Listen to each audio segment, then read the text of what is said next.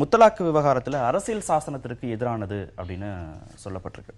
அப்போ அத அரசியல் சாசனம் அப்படின்னு பார்க்கிறதா, சட்டம் அப்படின்னு புரிஞ்சுக்கலாமா, இல்ல மதம் அப்படின்னு எடுத்துக்கலாமா? எந்த தளத்துல இதை விவாதிக்கலாம்? அரசியலமைப்பு சட்டம் கொடுத்திருக்கிற அனுமதியின் அடிப்படையில் தனியார் சட்டம் இந்தியாவில் அமலில் இருக்கிறது. முஸ்லீம்களுக்கு மட்டும்தான் இருக்குதான்னு கேட்டால் முஸ்லீம்களுக்கு மட்டும் இல்லை, ஒவ்வொரு மத நம்பிக்கைகளையும் பின்பற்றுகிற ஒவ்வொருவருக்கும் அவரவர் மத நம்பிக்கைகளின்படி வாழ்க்கை அமைத்துக் கொள்வதற்கு அரசியலமைப்பு சட்டம் அனுமதி அளித்திருக்கிறது.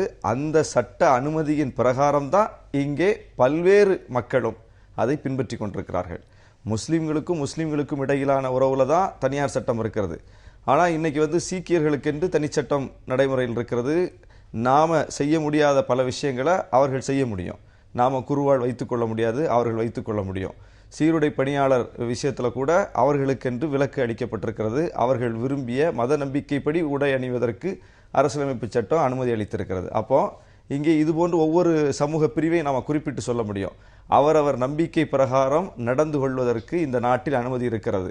ஒரு சீக்கியருக்கும் நமக்குமான உறவுல கூட அவர்களுக்கென்று தனியான உறவு அனுமதி இருக்கிறது.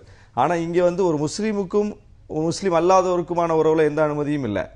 ஒரு குற்றவியல் சட்டம் என்னவோ அதுதான் ரெண்டு பேருக்கும் பொதுவானது. ஒரு முஸ்லீமுக்குமான உறவுல தான் சில அம்சங்களில், குறிப்பாக திருமணம், விவாகரத்து, சொத்துரிமை அம்சங்களில் அவர்கள் மத நம்பிக்கைகளின் படி அவர்கள் மத சட்டப்படி நடந்து கொள்வதற்கு உரிமை வழங்கப்பட்டிருக்கிறது. இதில் என்ன பிரச்சனை? அப்போ இதில் தொடர்ந்து அது குறிவைக்கப்பட்டு அந்த சட்டத்தையே காலி செய்வதற்கான ஒரு முயற்சி நடந்து வருகிறது. அதனுடைய தொடர்ச்சியாகத்தான் இது போன்ற தீர்ப்புகளை பார்க்க முடியும். அரசியலமைப்பு சட்டம் தான் மேலானது, மத நம்பிக்கைகள் அதை விட உயர்வானது இல்லை என்று அலகாபாத் உயர்நீதிமன்றம் சொல்லுது. இந்த அலகாபாத் உயர்நீதிமன்றத்திற்கு இப்படி சொல்லக்கூடிய தகுதி இருக்கிறதா அப்படிங்கிறதே முதல்ல கேள்வி. ஏன்னா பாபர் மசூதி வழக்கு இதே அலகாபாத் உயர்நீதிமன்றத்தில் வரும்போது ஒரு தரப்பு சொல்லுது நாங்கள் இந்த இடத்துல ராமர் பிறந்தார்னு நம்புகிறோன்னு, இன்னொரு தரப்பு சொல்லுது இந்த இடம் எங்களுடைய இடம், இதில் மசூதி இருந்ததுன்னு சொல்லுது.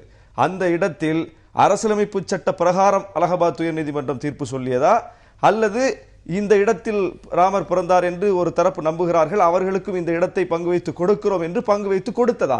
அப்ப அரசியலமைப்பு சட்டத்தை முதல்ல மீறினது யாரு? இதே அலகாபாத் நீதிமன்றம். கருத்துக்கள் இருக்கிறதற்கான வாய்ப்புகள் இருக்கு. இப்ப நீதிமன்றத்தை நம்ம விமர்சிக்க நீதிமன்றத்தினுடைய நோக்கத்தை சொல்ல வர்றேன். அப்போ அரசியலமைப்பு சட்டத்தை பாதுகாக்க வேண்டும் என்பது நீதிமன்றத்தின் நோக்கமாக இருந்தா எல்லா அம்சத்திலையும் அதை பாதுகாக்கணும். ஆனா நீங்க இந்த வழக்கில் பாதுகாப்போம், அந்த வழக்கில் விட்டு கொடுப்போம் அப்படின்னா அது என்ன நிலைப்பாடு? அது